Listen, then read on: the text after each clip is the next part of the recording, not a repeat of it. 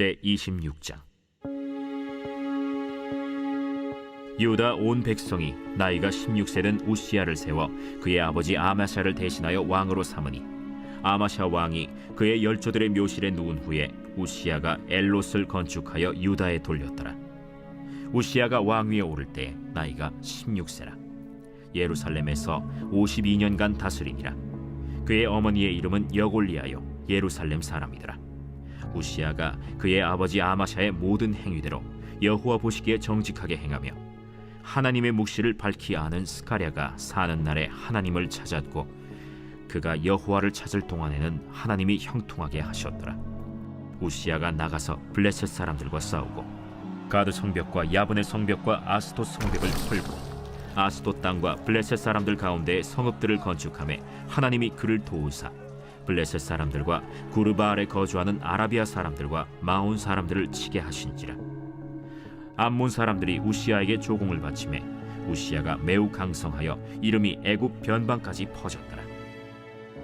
우시야가 예루살렘에서 성 모퉁이 문과 골짜기 문과 성 구비에 망대를 세워 견고하게 하고, 또 광야에 망대를 세우고 무릉덩이를 많이 파고 고원과 평지에 가축을 많이 길렀으며, 또 여러 산과 좋은 밭에 농부와 포도원을 다스리는 자들을 두었으니 농사를 좋아함이었더라. 우시야에게 또 싸우는 군사가 있으니 서기관 여이엘과 병영장 마아세야가 직접 조사한 수효대로 왕의 지휘관 하나냐의 휘하에 속하여 떼를 지어 나가서 싸우는 자라. 족장의 총수가 2600명이니 모두 큰 용사요. 그의 휘하의 군대가 30만 7500명이라. 건장하고 싸움에 능하여 왕을 도와 적을 치는 자이며, 우시야가 그의 온 군대를 위하여 방패와 창과 투구와 갑옷과 활과 물매 돌을 준비하고, 또 예루살렘에서 재주 있는 사람들에게 무기를 고안하게 하여 망대와 성곽 위에 두어 화살과 큰 돌을 쏘고 던지게 하였으니, 그의 이름이 멀리 퍼짐은 기이한 도우심을 얻어 강성하여짐이었더라. 그가 강성하여짐에 그의 마음이 교만하여 악을 행하여 그의 하나님 여호와께 범죄하되 곧 여호와의 성전에 들어가서 향단에 분향하려 한지라. 제사장 아사랴가 여호와의 용맹한 제사장 80명을 데리고 그의 뒤를 따라 들어가서 우시야 왕 곁에 서서 그에게 이르되, 우시야여, 여호와께 분향하는 일은 왕이 할 바가 아니오. 오직 분향하기 위하여 구별함을 받은 아론의 자손 제사장들이 할 바니 성소에서 나가소서. 왕이 범죄하였으니 하나님 여호와에게서 영광을 얻지 못하리이다. 우시야가 손으로 향로를 잡고 분향하려 하다가 화를 내니, 그가 제사장에게 화를 낼 때 여호와의 전 안 향단 곁 제사장들 앞에서 그의 이마에 나병이 생긴지라. 대제사장 아사랴와 모든 제사장이 왕의 이마에 나병이 생겼음을 보고 성전에서 급히 쫓아내고 여호와께서 치심으로 왕도 속히 나가니라. 우시야 왕이 죽는 날까지 나병 환자가 되었고, 나병 환자가 되매 여호와의 전에서 끊어져 별궁에 살았으므로 그의 아들 요담이 왕궁을 관리하며 백성을 다스렸더라. 우시야의 남은 시종 행적은 아모스의 아들 선지자 이사야가 기록하였더라. 우시야가 그의 조상들과 함께 누우매 그는 나병 환자라 하여 왕들의 묘실에 접한 땅, 곧 그의 조상들의 곁에 장사하니라. 그의 아들 요담이 대신하여 왕이 되니라.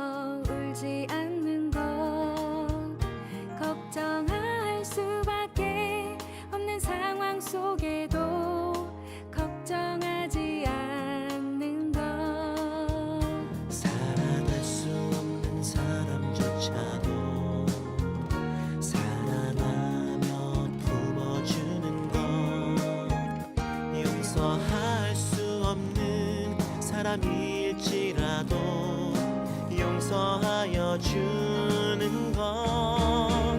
어떠한 자기 주장도 버리고 오직 모든 것을 주님 뜻에 맡기며 내가 강한 것이 아니라 주가 강함을 보여줌이 진정한 겸손.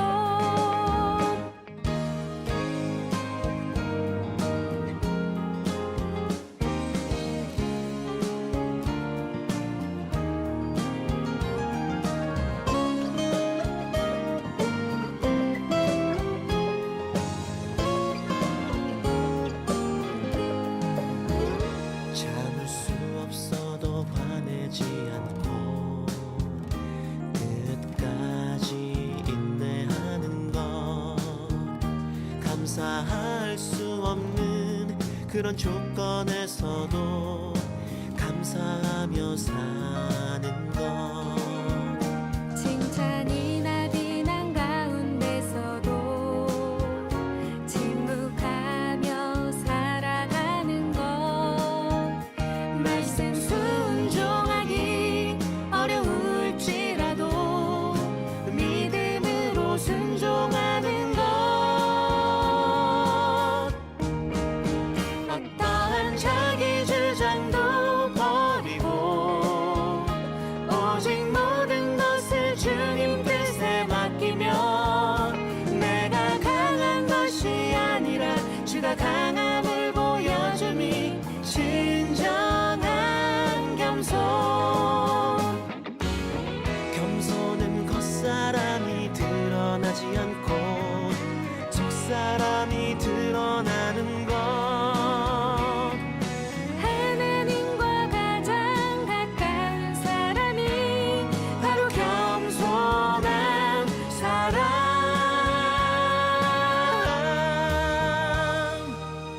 어떠한 자기 주장도 버리고 오직 모든 것을 주님 뜻에 맡기며 내가 강한 것이 아니라 주가 강함을 보여줌이 진정한 겸손. 어떠한 자기 주장도 버리고 자기 주장 오직 버리고 모든 것을 주님 뜻에 맡기며 내가 강한 것이 아니라 주가 강함을 보여주니 진정한 겸손. 내가 강한 것이 아니라 주가 강함을 보여줌이 진정한 겸손.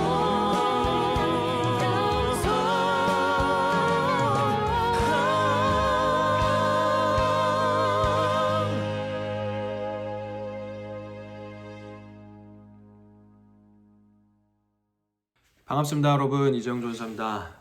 벌써 12월의 첫 주, 첫 번째 토요일이 되었습니다.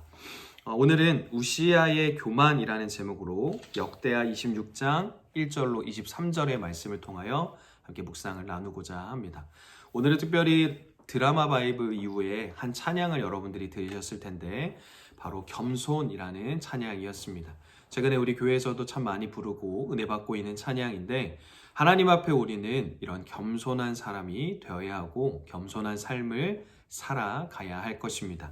오늘 본문에 보면 하나님께 축복을 받은 우시아의 모습이 먼저 그려지고 있습니다. 하지만 그 우시아는 그 복 때문에 결국 교만해지게 됩니다. 제사장의 권한까지 넘보면서 하나님이 금하신 성전 출입을 시도합니다. 우리는 하나님 앞에 받은 축복으로 인하여 은혜로 말미암아 살아가는 사람들입니다.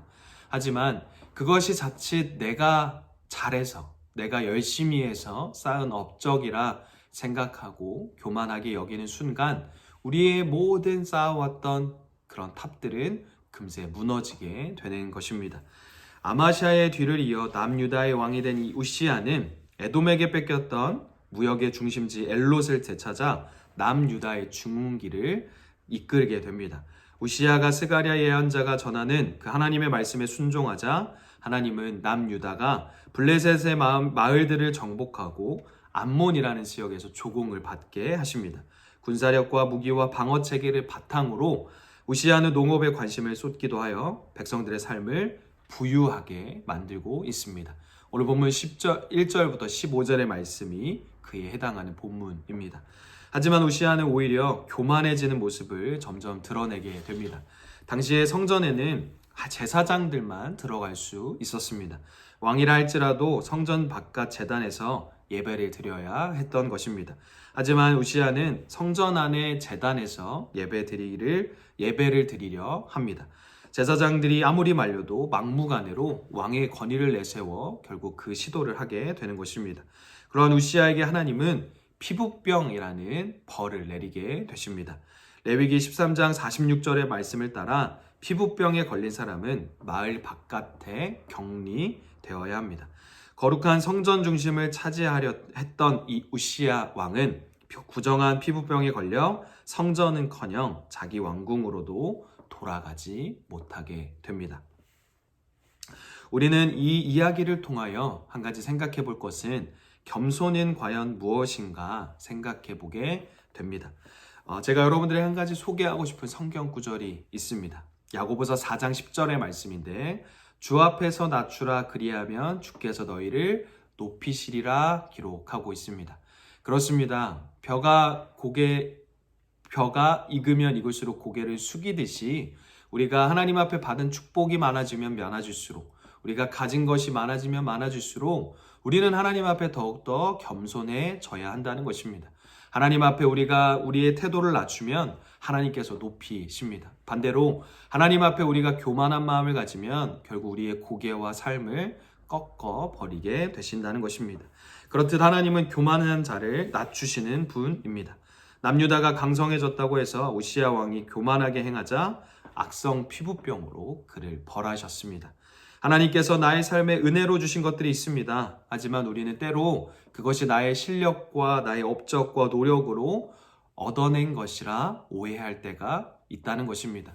마치 내가 공부를 열심히 해서 좋은 학교에 입학하게 되고 마치 내가 열심으로 노력하고 준비해서 자격증에 합격하게 되고 자격증을 따게 되고 좋은 성공의 대로를 걸어가고 있다. 평안한 삶을 살아가고 있다. 착각할 때가 많이 있다는 것입니다.